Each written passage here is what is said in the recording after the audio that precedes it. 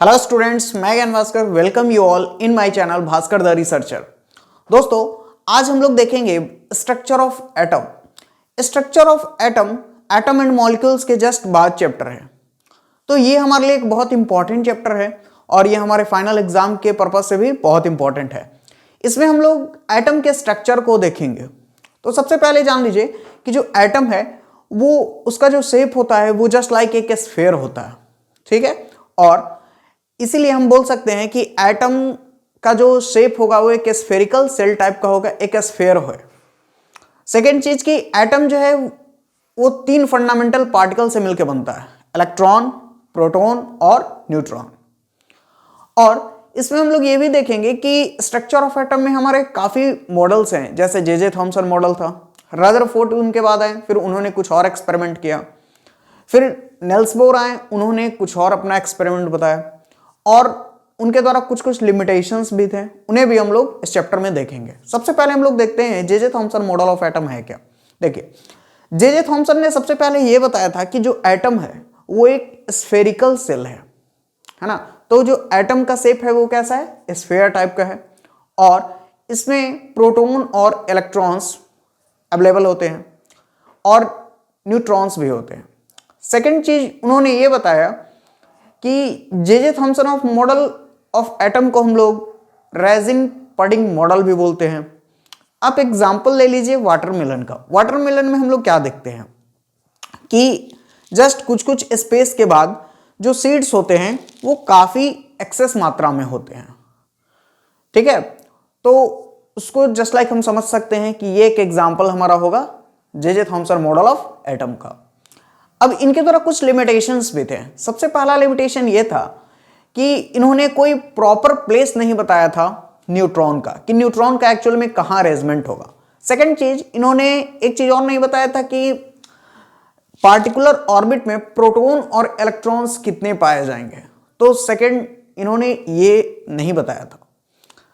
अब देखिए, अब फिर रदरफोर्ड है। रदरफोर्ड ने भी एक एक्सपेरिमेंट किया। रदरफोर्ड ये बताया कि जो हमारा उन्होंने क्या किया कि एक एक्सपेरिमेंट किया। एक्सपेरिमेंट के दौरान उन्होंने ये किया कि जो अल्फा पार्टिकल्स है, उन्होंने अल्फा पार्टिकल को अलाउ किया कोई गोल्ड फॉयल से पास करने के लिए और उन्होंने कुछ ऑब्जर्व किया। उन्होंने ये ऑब्जर्व किया कि ज्यादातर जो अल्फा पार्टिकल हैं वो हमारे एटम के थ्रू आउट पास कर जा रहे थे विदाउट कोई डिस्टर्बेंस, कोई दिक्कत उन्हें नहीं हो रही थी।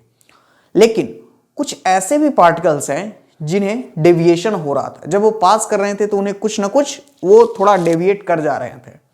और थर्ड, उन्होंने ये ऑब्जर्व किया कि बहुत ही कम ऐसे पार्टिकल्स हैं जो कि रिफ्लेक्ट कर रहे थे। जो एटम्स है, हमारा एटम के सेंटर से रिफ्लेक्ट कर जा रहे थे, बहुत ही कम ऐसे पार्टिकल्स थे।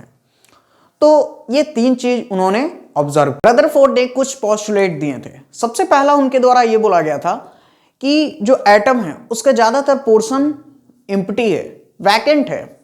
सेकंड चीज उन्होंने ये बताया था कि एटम में जो न्यूक्लियस का वॉल्यूम होगा वो नेग्लिजिबल होता है पूरे एटम के वॉल्यूम के कंपैरिजन में। थर्ड चीज उन्होंने ये बताया था कि कोई भी एटम में न्यूक्लियस में हमारा प्रोटॉन और न्यूट्रॉन अवेलेबल होते हैं और जो इलेक्ट्रॉन है वो उसके ऑल अराउंड रिवॉल्व करते रहते हैं। और फोर्थ चीज उन्होंने ये बताया था कि एटम्स में नंबर ऑफ प्रोटॉन और नंबर ऑफ इलेक्ट्रॉन इक्वल होते हैं, इसीलिए वो न्यूट्रल होते हैं। और इनके द्वारा भी कुछ लिमिटेशंस थे। दैट मीन्स सबसे पहला इन्होंने ये नहीं बताया था कि जो हमारा एटम है उसमें पार्टिकुलर ऑर्बिट में कितने नंबर ऑफ इलेक्ट्रॉन्स होंगे, इसके बारे में उन्होंने कुछ नहीं बताया था। सेकेंड चीज, उन्होंने ये भी नहीं बताया था कि पार्टिकुलर ऑर्बिट का एनर्जी लेवल क्या होगा। सब ऑर्बिट में एनर्जी लेवल तो सेम नहीं होगा, तो इसके बारे में भी उन्होंने नहीं बताया था। Bohr's model of atom, Bohr's ने भी अपना कुछ स्टेटमेंट दिया था। सबसे पहला उन्होंने ये बताया था कि एटम जो है वो एक स्फेरिकल सेल है और ये तीन फंडामेंटल पार्टिकल से मिलकर बनता है, इलेक्ट्रॉन्स, प्रोटॉन्स और न्यूट्रॉन्स। सेकेंड चीज उन्होंने ये मेंशन किया था कि जो इलेक्ट्रॉन्स को हम लोग डिस्ट्रीब्यूट करेंगे रिस्पेक्टिव सेल में वो हम 2n² फॉर्मूला के बेसिस पे करेंगे। यहां पे जो n है वो हमारा नंबर ऑफ सेल को रिप्रेजेंट करेगा। दैट मीन्स अगर कोई एटम है, सेंटर में उसका न्यूक्लियस है, पहला सेल उसका K है, दूसरा सेल L है, तीसरा है M, तो अगर हमको चेक करना है कि K सेल में कितना नंबर ऑफ इलेक्ट्रॉन है तो 2 इंटू 1 का स्क्वायर, क्योंकि फर्स्ट सेल है तो दैट मीन्स 2 इलेक्ट्रॉन होगा।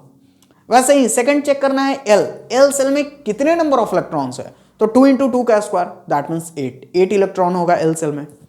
ऐसे ही हम जो भी रिस्पेक्टिव सेल है उसमें कितने नंबर ऑफ इलेक्ट्रॉन है वो हम 2n स्क्वायर फॉर्मूला के बेसिस पे फाइंड कर सकते हैं।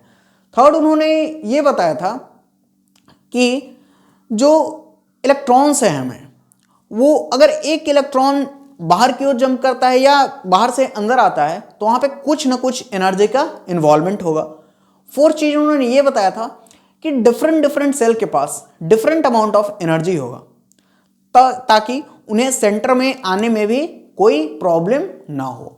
ये 4 statement bourse model of atom के द्वारा बताया गया था। फ्लोरोसेंट मटेरियल क्या है कि कोई भी वैसा मटेरियल जिसमें अगर हम इलेक्ट्रिक फील्ड पास करें तो जो मटेरियल है वो ग्लो करे, उसी मटेरियल को हम बोलते हैं फ्लोरोसेंट मटेरियल। जैसे कि हीटर का जो कॉइल होता है वो जब उसमें हम लोग करंट पास कराते हैं तो उसका जो कॉइल है वो क्या करता है, ग्लो करता है। या बल्ब का फिलामेंट हम बोल सकते हैं, फिलामेंट क्या करता है, ग्लो करता है। तो उस टाइप के मटेरियल को हम क्या बोलते हैं, फ्लोरोसेंट मटेरियल। सेकंड चीज है हमारा कि फ्लोरोसेंस क्या है। फ्लोरोसेंस क्या है कि एक डिस्चार्ज ट्यूब है। नेक्स्ट लेक्चर में हम लोग देखेंगे कि डिस्चार्ज ट्यूब क्या होता है। तो जो डिस्चार्ज ट्यूब है, डिस्चार्ज ट्यूब के अंदर जो चार्ज पार्टिकल्स हैं, तो डिस्चार्ज ट्यूब में जब हम करंट इलेक्ट्रिक फील्ड पास कराते हैं तो उनके अंदर के जो चार्ज पार्टिकल हैं वो ग्लो करते हैं, उनको हम क्या बोलते हैं, फ्लोरोसेंस बोलते हैं। फ्लोरोसेंट मटेरियल और फ्लोरोसेंस दोनों बहुत इंपॉर्टेंट है, इसको अच्छे से देख लीजिएगा। और नेक्स्ट जो लेक्चर होगा उसमें जो भी बचा हुआ चीज़ है उसको हम लोग डिस्कस कर रहे होंगे, ठीक है। जो भी चैप्टर का हमारा बचा हुआ चीज़ है उसको हम लोग वहाँ पर डिस्कस करेंगे। तो और जो भी इसका नोट्स वगैरह है वो सारा आपको वीडियो के डिस्क्रिप्शन में मिल जाएगा। वीडियो अच्छा लगे दोस्तों तो लाइक कीजिए, शेयर कीजिए, सब्सक्राइब कीजिए।